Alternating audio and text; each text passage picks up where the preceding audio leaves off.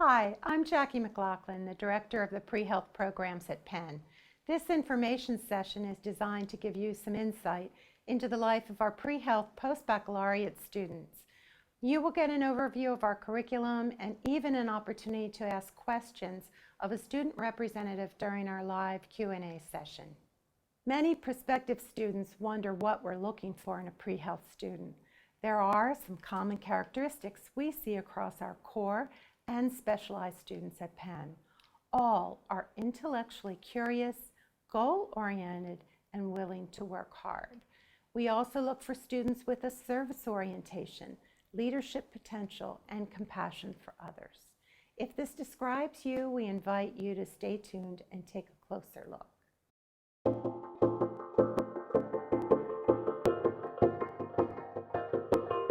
Well, our program is unique in that we have flexibility for students to do this program in a variety of ways. The majority of our courses are offered in the evening. Students may do that on a full-time basis or a part-time basis, but any student that's accepted into our program is eligible to take classes, a comparable class during the day. The majority of the courses that will meet requirements for the core certificate or the specialized certificate are science courses. Those courses may be chemistry, biology, physics, and we have a wide variety of neuroscience courses that meet those requirements as well. But students may stay and take additional courses if they like. So we have a wide range of undergraduate science courses. We can also weave in math requirements or social science requirements for students who need those as well. So for the specialized studies student who is taking HCUs, they can do that within 1 year, within 2 semesters, a fall term and a spring term, taking 4 courses each semester. If they choose to go part-time, they can spread that out over 2 years, over 5 sequential semesters, taking 2 courses a semester if they happen to be working full-time or part-time. It really will take about 2 years for a core student to complete the program. Core students have the option of starting in the summer or they might start in the fall term. If they are going full-time, they might complete the majority of the requirements in 1 full year, yet there still will be additional requirements they might need if they're applying to medical school. For example, biochemistry being the one that really stands out. So in that situation, it really makes sense, and what we're advocating now for most of our core students is that they're really looking at a 2-year time frame. Starting in the fall makes a lot of sense. The pace is very nice, and a core student is able to weave in the experiences that they need to have in research or in clinical exposure, which really makes them a much stronger candidate when it comes to application. I think our admissions process is very detailed and very careful. And one of the things that we're looking for is offering admissions to students that we think are going to be successful in this program. But part of that success is also engaging with the faculty and engaging with the advising team early on and continuing to come in and meet with advisors so that we can all work together as a team to make sure that students are reaching their goals and staying on track. And an advisor plays many different roles. An advisor can help with career counseling, with academic advising, helping with selection of courses, but can also be a confidant and a counselor as well when a student needs some additional help outside of the school environment. For the student who might have done some basic general chemistry or maybe some intro bio, but needs to do additional core prerequisite courses, we're the perfect place for them because they can come in and fill in those core requirements that they need, and then take additional advanced science courses as well. So they're a very good fit. We do consultation with students initially to find out where they fit. Should they consider themselves a core student or should they consider themselves a specialized student? So if someone is unsure at the time of application, just submit your application and we will work with you to sort that out. What we look for in the core applicant is someone who has a great academic track record, who has the motivation, and is willing to work hard. You have to have an understanding of yourself and why you want to go in this direction. But that's exactly what a core program is for the person who studied, another subject area and now decides that they are ready at this point in their life to move in another direction and study, a different content matter. So we are perfectly designed for that. The specialized studies are really an interesting group. They are here for a variety of reasons. Some of them are trying to improve their academic record for a variety of reasons. They may not have achieved the academic goals that they wanted to during their undergraduate career, and others just want to strengthen what they already have. They may have a wonderful academic record and they just need a little bit more time, a few more advanced courses, maybe some more experience to make themselves a stronger candidate. We'll see students who come into the program thinking they might want to go into medicine and decide throughout their growth and learning and experience that maybe it's not the best choice for them. So we have a fair number of students who might choose to do physician assistant program. We've had a few who have decided during a discernment process while they're here that they're interested in physical therapy. I've had students decide they're interested in public health. And I've also had students who are interested in nutrition careers. So we will work with the students for whatever health profession, if you're here, whatever health profession might really draw your attention or your interest and help you to get there. Well, Penn really has the most flexibility. We are a large program. We have a variety of students in the student body, so there's diversity in the student body. We have people with no science experience and people who are very experienced in science, all working together. We also have an opportunity to leverage a lot of research training and clinical training opportunities for students, and we continue to put more of those in place each year. So it's something, the Penn experience is something that you're not going to be able to get elsewhere.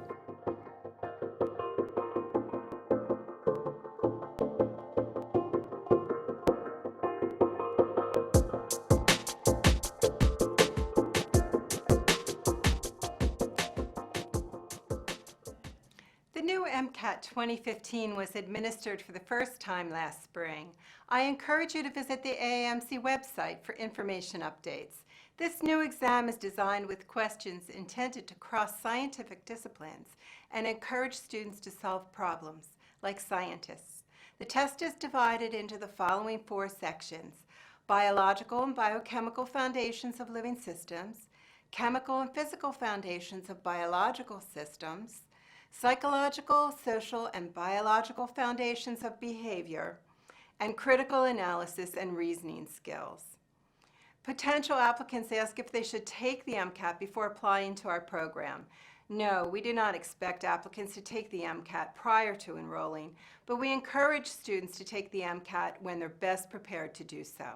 However, we will require a standardized test result as part of your application, and this can be the SAT, the ACT, or the GRE. Again, if you have MCAT questions, I urge you to visit the AAMC website for announcements and updates. Please stay tuned for our live Q&A session starting now.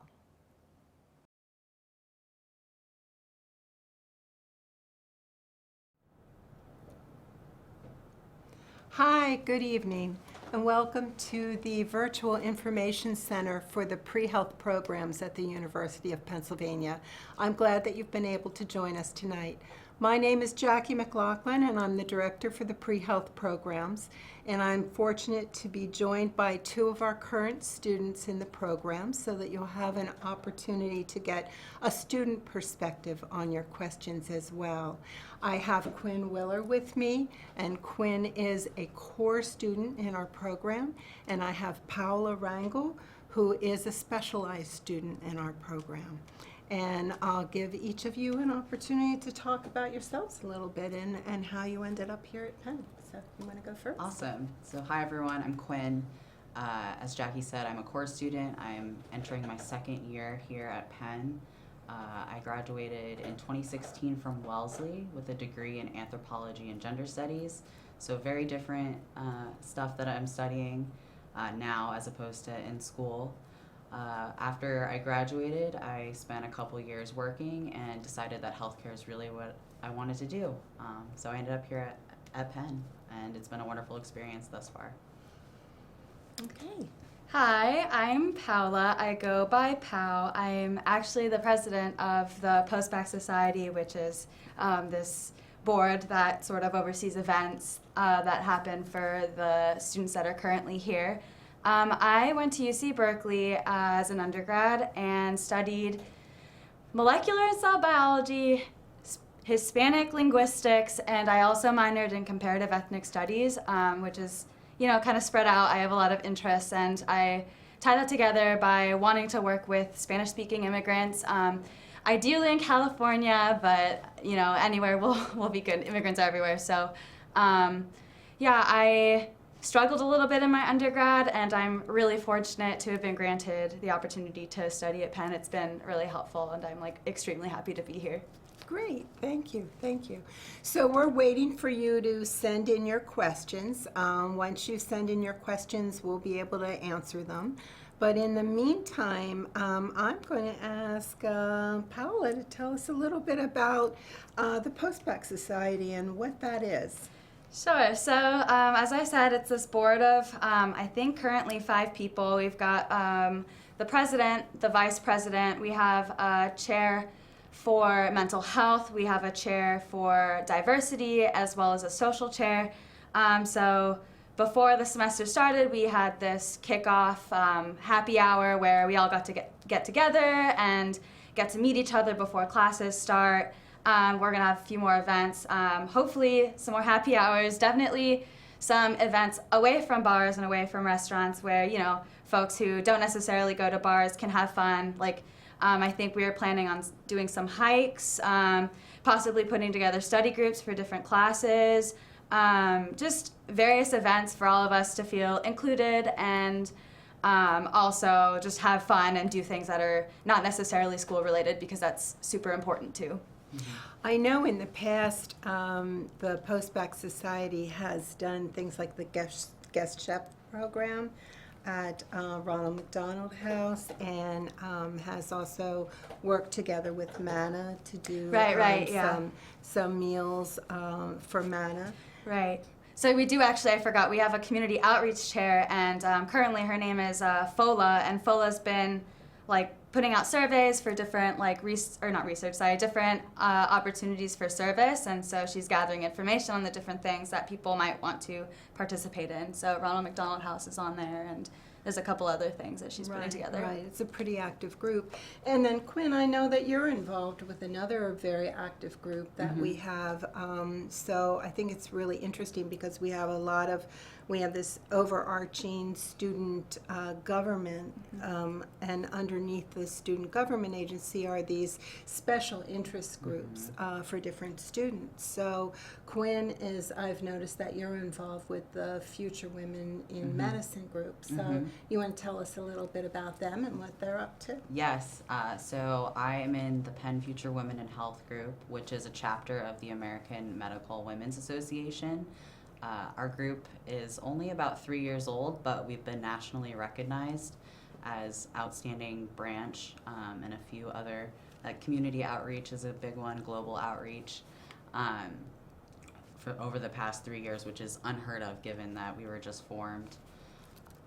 The Penn Future Women in Health is actually one of the reasons why I decided to come to Penn, because for me, coming from an anthropology and gender studies background, I'm very passionate about social justice in medicine, and I really appreciate what the AMWA has done for the medical community, and I appreciate how there's the creation of this space for us to kind of explore what we find passionate about in medicine. I like to say that, it's awesome because we have different medical providers and community outreach organizers come and speak to us about what they're doing, and it's been a really good way to be reminded of why I'm here in this program and why I'm doing what I'm doing, especially with, as mentioned before, school is awesome and that's why I picked to come here, but we do need to have a balanced brain in order to be successful. All right. Balance is really important, and integrating interests into your life and learning how to carry those interests forward at the same time that you're doing this very rigorous academic program. This is a good place to learn how to do that. It also is a great place to have opportunity to stretch your leadership skills. So I think for both of you that's a great opportunity as well, because these groups and the role that they play in our community are very important. So I want to thank you for all that you do. Sammy has a question for us about scholarships and how available scholarships are, especially for first generation students. Well, Sammy, this program is a certificate program. And in fact, we have the core certificate and a specialized certificate, and then we have students who fall in between. And they have to identify as eventually as falling into one or the other of those groups. But we do not have any kind of aid or assistance from the institutional, so there's no institutional grants. But our students, because it is a certificate program, are eligible to apply for loans, so federal loans. You can also apply for private loans. We have had discussions about how, for students who are financially disadvantaged, how can we make progress towards helping students who are disadvantaged get into medicine, which is really one of my goals. And having scholarships would be a wonderful opportunity. We're not there yet, so I'm hoping that we'll be able to build something like that in the future for students who really need that support to get going, because it's an incredible financial commitment for people to make. Another student wants to know if there are any resources for students who are parents. We do have students who are parents in the program, but not very many. We have had students who've entered the program and had children while they've been in the program. We don't have any specific resources in terms of, I guess, the same resources that are there for any students in the community. If you're interested in housing, you need to be a full-time student for that. And there is graduate student housing where most of our pre-health students would go into that type of housing if you wanted on-campus housing. But other than that, I don't know of any particular kinds of supports that are here for children. So unless there's something specific that you wanted to know about that question, you're welcome to sort of follow up. Faith wants to know if either of the students do research or volunteer work in healthcare prior to applying to the program. So you're both going to have something different to say about that, I think. Yeah. Go ahead. So I definitely volunteered in undergrad because it is very hard to find paid positions, I feel, as an undergrad, in research especially. So I volunteered, did 100 hours of non-clinical work before moving into a clinical position in the oncology department. Unfortunately for me, oncology wasn't, it was really hard for me to work in that department, so I ended up leaving, but I did an internship abroad because I really wanted to explore being bilingual and in a healthcare setting. So I decided to go abroad and do an internship in a private hospital in Madrid, and I put in about 200 hours that summer. The beautiful thing about Penn is you're surrounded by so much research opportunities, you're surrounded by a lot of volunteering opportunities. Even though I didn't have any research experience prior to being in this program, I was taken on by a junior PI at CHOP, which is the Children's Hospital of Philadelphia, and I absolutely love my job. I am learning so many cool things about different bacteria and how things interact with, the host and pathogens, and I find that to be really interesting. So there's definitely something you can get involved in here if you haven't necessarily been involved before joining this program. So prior to the program, I did a decent amount of volunteer work, but it wasn't necessarily medical related. Jackie and I were actually talking about this before we came over here to do the session, but one of the things I love about this program is how many opportunities there are to get involved. So yes, having experience before coming into the program is great, but if you are lacking research and or volunteer experience directly involved with healthcare, this is a great place to do it. I have volunteered here. I now have a job in the dermatology department. I'm an academic associate, which is a great program where I get to basically be in the ER for 12 hours a week and help enroll individuals in research studies. So I'm getting to do all of those things now that I didn't necessarily do before. Which is great. We just met with the Academic Associates program and recommitted our partnership with them. They've been great to work with, because I think particularly for students who come in without experience, it's a great way for you to get into a clinical setting and get some exposure to research, and then it opens doors. It opens doors, which is really good. Jay Lee, do either of you work while going to school? Well, I think you talked about that. Do you I? both do. Okay, all right. So talk about that a little bit. I think you're part-time. I'm part-time both in the program and part-time at work, although I do work up to full-time. Okay. Yeah. All right. And what's that like? It is really, really difficult. Honestly, I think if you're going to be working part-time or full-time, I would highly recommend doing the part-time program. I think there is beauty in taking your time. I love my job, and I wouldn't have it any other way, but it is difficult, and it is hard to balance these responsibilities. But it is possible, and like I said, I love it, and yeah, it's very possible. It's just really hard to balance. And you're working now as well. So I opted not to work my first year in the program. Which is smart. Yeah, I, especially after being out of school for a couple of years, coming back to strictly science versus social studies, I felt like I needed to really devote my time to figuring out how I could be successful in the program, which is a privilege that I'm very lucky I was able to have. But now that I feel like I kind of have a hang of things, I do work part-time at the dermatology department, so it's only about 15 hours a week. But then, you add on academic associates, which is another 12, so it's almost like, it's definitely a significant commitment, but not full-time. I really think it just depends on your situation. Right. I know people that do work full-time and are incredibly successful in the program. I just know that I personally needed to be a bit more focused on my studies then.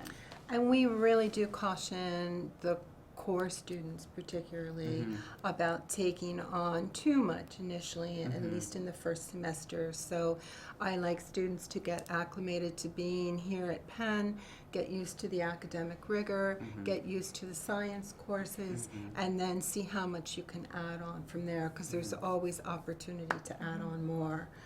And it's really hard to start to peel back if you have bitten off a little bit more than you can chew. So I think you've done it well.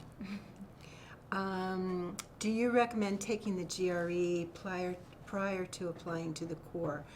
Well, I'll tell you, we do need standardized tests. So if you have taken the SAT or the ACT for your undergraduate college application, that's all that is required. The application asks you to provide your GRE score, but if you read the application more closely, it explains that you really only need to provide a standardized test score. If you have both the SAT and the ACT, I recommend that you submit both of them, because they're different tests and they tell us a little bit of different information. So, you know, we're not looking for a specific number on any test. We're looking at your aptitude. We're looking, you know, at things that are going to show your ability to do the program well. So the more information you can provide to us, the better it is. If you don't have standardized test scores, then you need to take the GRE. Some students, like specialized students, may already have their MCAT score or a DAT score. If you have taken those standardized tests, you need to submit them as part of your application, so that we can, even if you're planning to retake, so that we understand what your test taking was like, and also how you prepared for your test, and what went well, or what you need to work on the next test around. So I hope that answers your question about standardized test. We have Keith, who's interested in physical therapy, and do we have any research opportunities in the field? You know, while Penn does not have a physical therapy program, there certainly are people who work in fields related to physical therapy. So if you were here, you could certainly find projects and research in orthopedics or in physical medicine, you know, other areas like that might really be relevant to what you wanted to do with that. So I wouldn't feel limited by the fact that we don't have a physical therapy program here at Penn. Does the program guarantee early interviews for pre-dental with a particular GPA or DAT score? We don't guarantee any kind of interview. So, Eileen, what's important to realize is that this is a competitive program. We do have some linkage agreements or articulation agreements with other programs, not only for medicine, but for dental, pre-dental students as well. But there is no guarantee there. So it's not so much based on just a particular GPA or DAT score. It kind of is based on an overall application. There definitely are some cut points and expectations for DAT scores that you need to have. But and the dental school is really looking for students who are going to be a good fit for their program as well. So while, yes, we do have linkages with dental programs, but again, they're not guarantees of early interviews. Do we offer MCAT prep? Have you taken the MCAT? I'm currently doing the MCAT prep Okay. with Kaplan. Okay, and that's with our Kaplan Live Online? Yes. Okay, and how about you? Not Not yet. yet. I'm not low-key studying on my Yeah, own. okay, that's good. So we do have a partnership with Kaplan Live Online that offers a significant discount. It's Right. about 60% over the regular price to our students. We also have a discount through Princeton Reviews. And so other programs will sort of incorporate something like the MCAT prep into the program. And there's a cost, indirect cost to the students for that. I don't want to do that because students learn in different environments. Like many of our specialized students will come in having already taken their standardized test and not need to retake it. And the same way of preparation for, you know, an exam doesn't work for every student. So I like students to have the flexibility to have a private tutor if that's how they, you know, prefer to prep. Other students have financial constraints. So they have to conserve, you know, some dollars on that end and prefer to do everything on their own. So yes, we do have some partnerships to help you prepare. And there are some students who get together and meet and study together in groups to prepare as well. But we don't do anything in a cookie cutter fashion, just to let you know that, okay? May I add something to that? Yeah, absolutely. Speaking of MCAT prep, one thing that I've actually found very helpful is talking to students in the program who have done MCAT prep. I know that my group of friends, we have like an online Google Drive where Right. we all write notes and we share it with everyone. And that's one thing that's amazing about this program is the collaboration. So I like that it's not incorporated into our curriculum, but there are definitely ways to incorporate it with your classmates and That's great. without, if you are trying to save some money, like without having to invest thousands of dollars in it. Right. Yeah, I only decided to invest because I know that I need structure and I won't really study for it if, I don't have like a timeline or a calendar that I can follow. So that's why I decided to go with the MCAT prep course, which I actually heard about through a friend. So again, the collaboration is pretty great in this program. Great, good. And John wants to know how linkage works. Well, linkages are agreements that we have with medical schools or dental schools to allow someone to enter into the application cycle a year ahead. So basically, the normal application cycle is that you would apply, for example, in 2020 for matriculation in 2021. And the way that a linkage works is that you would be applying in 2020 for matriculation in the same year, 2020. So it's kind of a very shortened timeline, and there are different arrangements with the different partners that we have. So they're all looking for something a little bit different. It becomes, for many of the students, a high stress situation sometimes if they have to do standardized testing by a certain date and they're in the middle of finishing up their courses and they have exams and so forth and so on. But for some students, it's a great opportunity. They get to eliminate that glide year.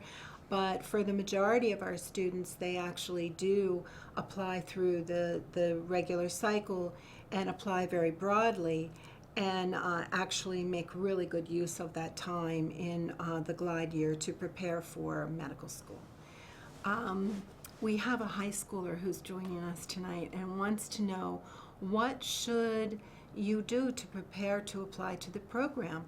Well, Nathan, I'm glad that you're thinking ahead. You can't plan too far ahead. I think you should do well in high school. I think you should pick a college for you where you're going to flourish and really, grow and mature. And then if at that point you think you still want a program like this to help you prepare for a health profession, then you can take a look at us once again and see if it's a good fit. I don't have a 3.0. Would that hinder me from getting into the program? The majority of students in our program have a 3.0 and above. I don't publish a GPA on our website because I don't want someone to not apply because you don't have a 3.0. You may have 5 years of experience as a medic in the Army. You might have tons of research publications. You might have other strengths that you can sort of use to your advantage and also add to your GPA while you're here in this program. So we do a very holistic review of our applicants. I review every application for the program. And then if you're invited to interview, we have a whole team and a committee who reviews applications and votes on decisions. So it's not just about your GPA. But I have to say that if you're under a 3.0, there is a reason for it. So we need to understand that reason. If it's in the sciences, we need to understand why you weren't achieving better grades. And quite frankly, for a core student who's coming in without sciences, having a GPA that low, it would be very hard to then jump into the sciences and expect to do well. Because in order to be a competitive applicant for the next step, you really have to have a GPA that is well above a 3.0 to be successful. Okay? And if a student doesn't have much volunteer work in health field, does that hinder them getting into the program? I'm doing a lot of talking. Do either of you have something that you want to contribute about volunteer work and whether or not you think it hinders you getting into the program based on other students that you know? So as I said previously, I didn't have any health volunteer work prior to coming here. I suppose I had like social advocacy health work, but nothing directly clinical or related to a hospital or research for that matter. I think one of the strengths of the program is that they do look at students holistically. So even if you haven't had that specific experience, there are a lot of other things that I'm sure you've done that would make you a great candidate. So I wouldn't let that prevent you from applying or thinking about applying, because there's time to do all of those things once you get here and afterwards. Right, exactly, exactly. So I think, you know, even people with limited experience can use their time well in this program to get enriching experiences that are going to help you have a strong application. Do we offer DAT prep? Yes, we do. In addition to MCAT prep, we offer DAT prep for the pre-dentals, and we offer GRE prep for the pre-vets. If a student does well in the program, can they link with Penn Dental? And the answer to that is yes. So I have 2 students right now who just came into the program this fall who are interested in exploring the linkage with Penn Dental. So we'll be having those conversations hopefully this week. Do we have tutors and mentors? Well, there are a variety of ways to answer that question, but I think I'm going to talk about, let's start with mentors first. Oh, I am personally not a mentor, but Quinn is. yeah, so we do have peer mentors within the LPS pre-health program itself. I actually met with one of my mentees today. When I first came into the program, I had a mentor, and it was wonderful just to have someone that I could talk to and ask questions, get a student perspective. So there's definitely that formal mentor-mentee relationship that can be had. Also, I found just, you know, going to like post-bac society events and talking to people who may have already been in the program for a year, everyone is willing to help everyone, and everyone wants everyone to succeed. So there's lots of formal and informal ways to have a mentor. And in terms of tutors, I know that the Penn Future Women in Health, we have our own tutoring society. So we have students that are both tutors and tutees.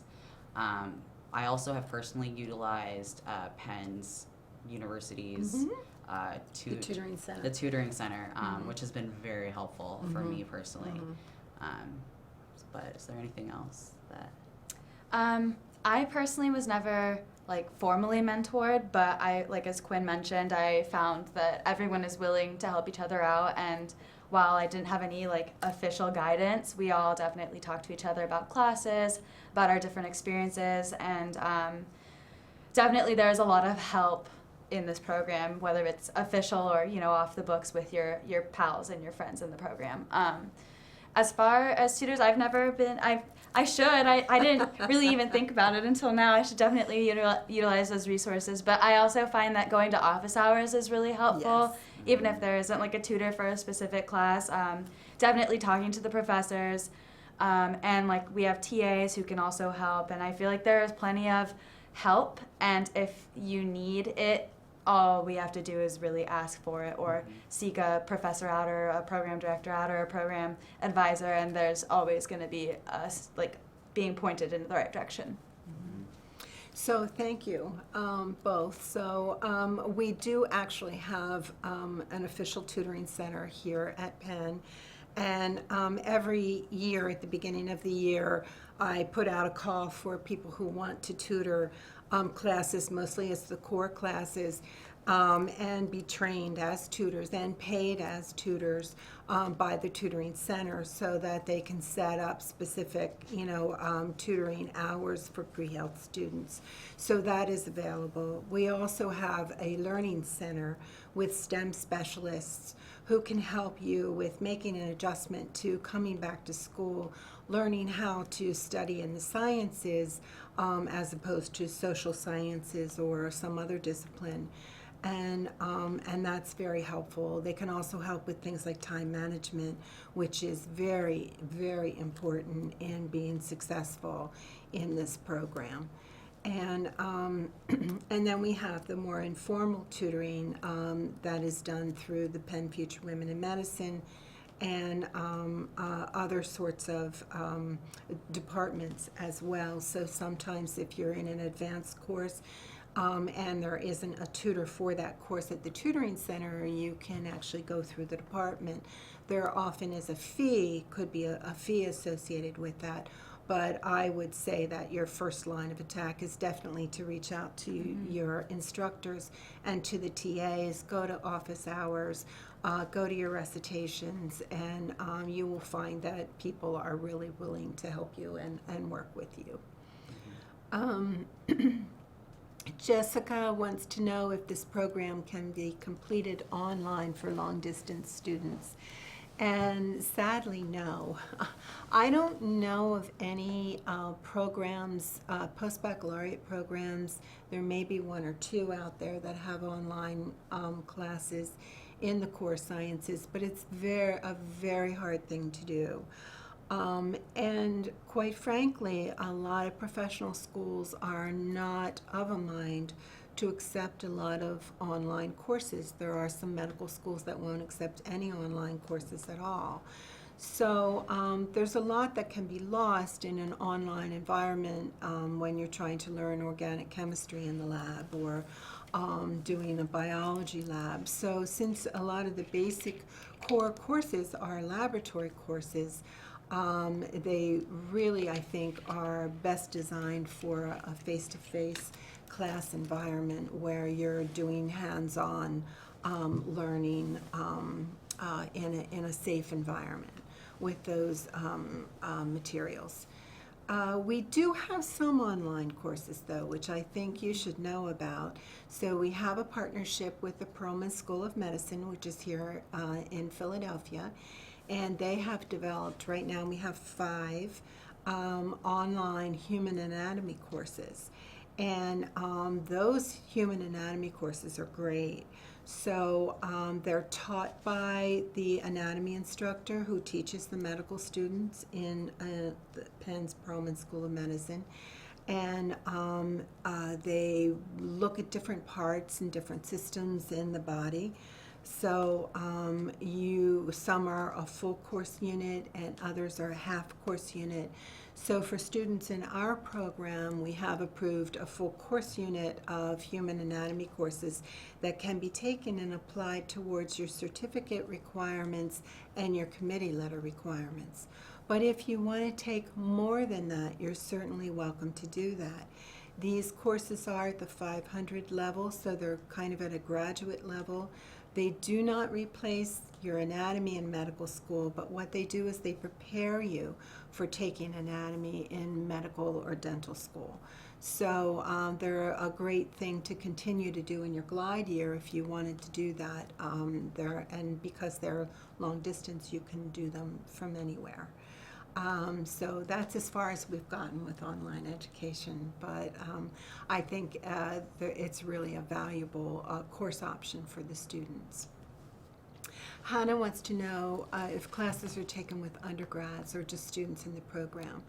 Our classes are rostered in LPS. They're offered in the evening.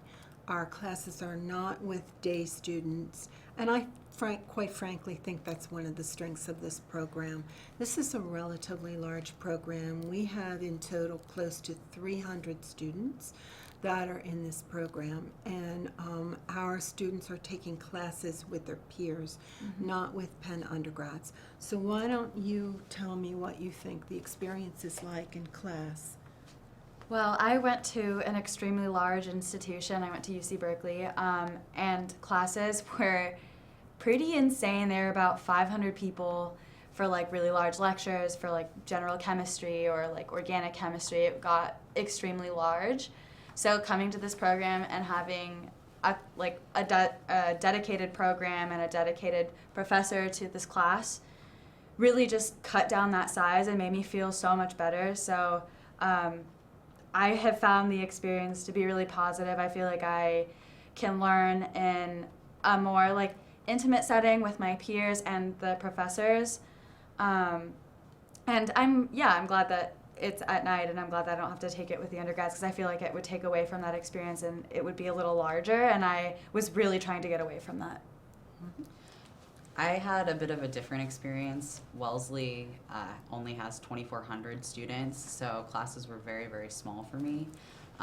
So coming to Penn was a bit of an adjustment, and I think having LPS specific classes made that transition much easier because, again, as Pao was saying, like having a class of, 35 to 50 students who are all kind of in the same boat as me versus 120 in a big lecture, when there's a pretty significant, it felt significant. But, when you're 25, you think, an 18-year-old, what?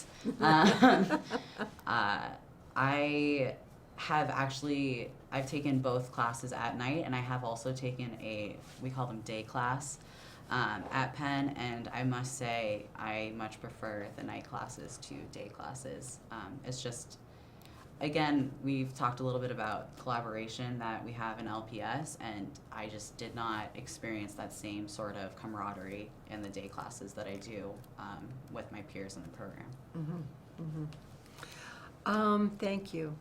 Ashley wants to know how long it would take a spring semester admitted student to complete the program.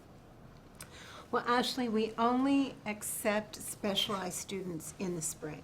So you would have to be a specialized student to be coming in the spring. And the time frame would be about the same, pretty much. It's really dependent on course units.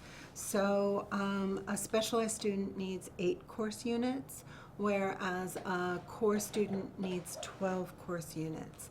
So assuming you were going to be a full-time student, that would be 4 course units in the spring. It's pretty impossible to take 4 course units in the summer, so you would maybe take 1 or 2 in the summer and then finish up the following fall.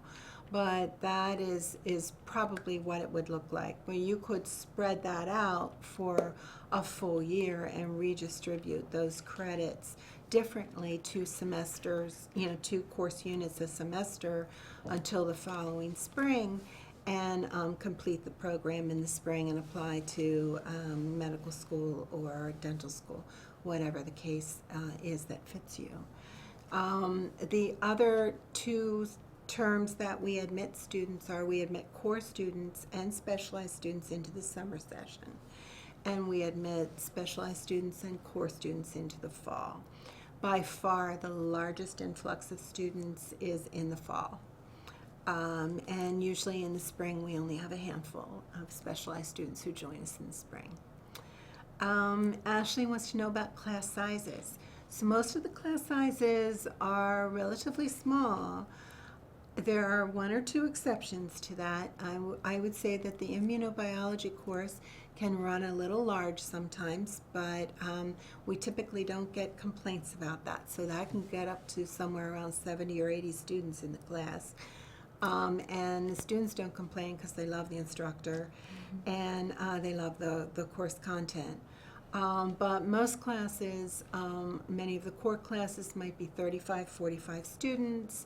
Many of the specialized classes might be 25, some 35, some are limited to 20 students. So what's your experience? You both talked a little bit about class size. You were saying it's a little more intimate than you were used to. I really enjoy it. It's so much smaller. So Berkeley would have the lecture session and then their version of a recitation, and even the recitations were really large. So it's nice that even just the lecture is smaller than the recitations I had experienced in my undergrad. So I don't think I've ever had a class that was more than 35 students, and then by the end of the semester there were maybe 30 students. And that was a biochem class, which is technically a core class, but I ended up needing to retake it. It happens. But yeah, so I've had a really good time with the class size because it's just been a lot smaller. And you usually don't see a lot of people dropping out of the classes either. Right, So no. usually once they start, they stick Right. with the classes as well. So what do you think of the class size? Doable, manageable? Oh, for sure. I appreciate the class size as well. It's nice, especially as a core student, because there are so many different people in the class that you can work with. I'm really into group studying, if y'all can't tell. But I think, especially as a core student, your labs are a big part of, you know, doing this program and doing it successfully, and those are always smaller. So there are maybe 16 to 20 people in your lab, and that's when you obviously get to do more of the hands-on stuff and really parse out what you're learning and apply it to the real world. So I don't think I've ever felt overwhelmed in that regard. Okay, great. And what about availability of your instructors? I have found my instructors to be extremely flexible. They want to work with you. They in class they will always say reach out if you need anything, and honestly every time I've reached out, a professor has reached out back to me and has been really flexible about making sure that I have everything I need to succeed. I would completely echo that. I think professors always have office hours. They always, on the first day, will be like, here's my email. Email me if you have any issues or questions or concerns. And I've met with every single one of my professors one-on-one and taken advantage of their office hours. And they will often times also have workshops, which are in addition to recitation, they'll take 2 to 3 hours out of their week to come and meet with students and give us almost practice-like exams. Dr. Whitmer does that. Dr. Whitmer does that. Dr. Pietrovito does that. We have that in organic chemistry. So there's definitely, they're very accessible. Good, great. And here's a question for each of you. So someone in our audience wants to know, what's your favorite aspect of the program? So so as a core student, I didn't do much science in undergrad. And I think coming into a pre-medical program, pre-health program, I'm personally pre-med, I was a little bit nervous about it being very competitive. And I think finding that there are so many different people that have had such different paths that have led them to be here, and learning from them and being able to, shed some light on my own experiences. I think the people are one of the greatest parts, and I think that's only made possible by the program being so wonderful. It wouldn't attract such great people if it wasn't such a, awesome program. But that and opportunities to get involved, especially because we are next to Perelman, which is the medical school at Penn. There are lots of opportunities to get involved, and I love that. Great.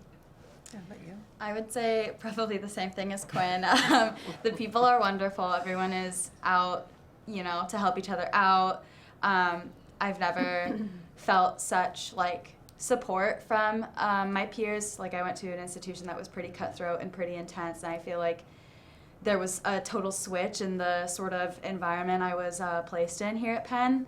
I also want to emphasize that there are so many resources to get involved in anything you are interested in. I didn't think I wanted to do research, and then Jackie did sort of nudge me in that direction. I decided to take her advice, and now I'm learning about a bunch of things that I didn't even think that I would love, and I'm having a really good time. And I would say my favorite part is just the people and the opportunities, because there's great people and great opportunities.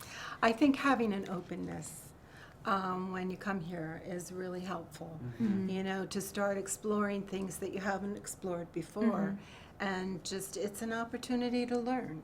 So if you're open to that, the opportunities are here. I also think another great thing about this program is that once one person has their foot in the door, they will like make sure that other people have like resources to also get their foot in the door. Like I know that people are always like our group of friends are always like sending each other different opportunities to get involved, and I think I really just love the collaborative effort of this program. It's not something I got in my undergrad, and we all truly like want the best for each other and want each other to succeed because my friends' successes are my successes, and I know that mine are theirs too.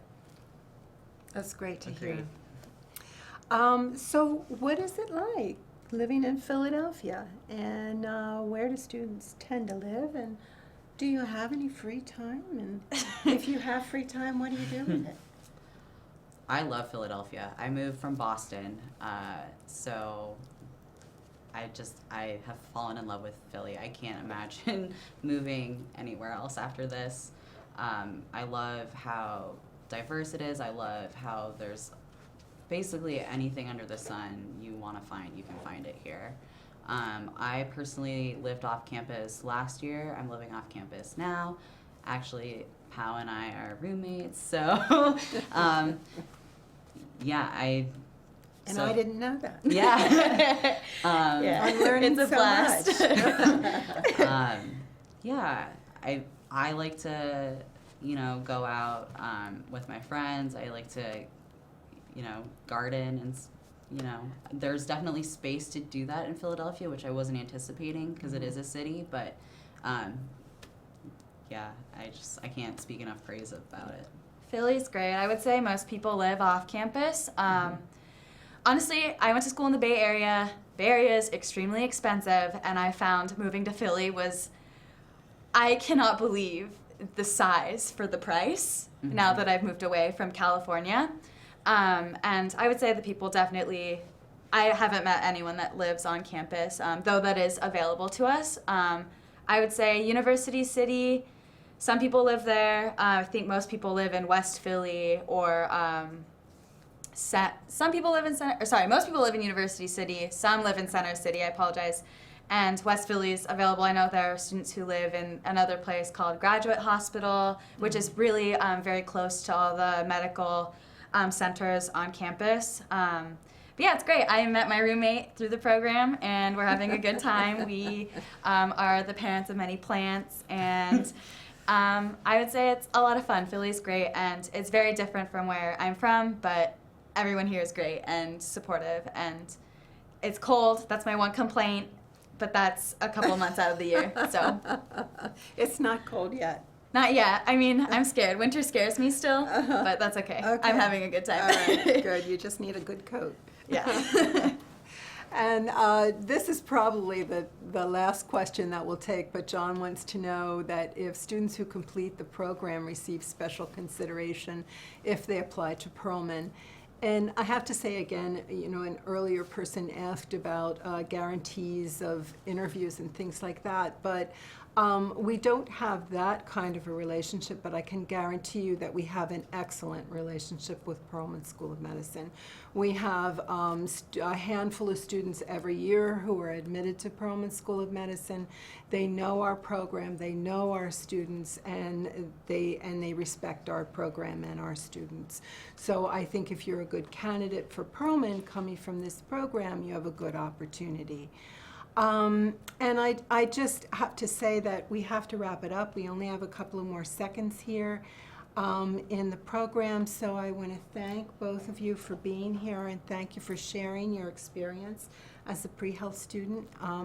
If we haven't gotten to your question, you're certainly welcome to shoot us an email on lps at sas.upenn.edu, and we'll do our best to get back to you. Okay, thank you.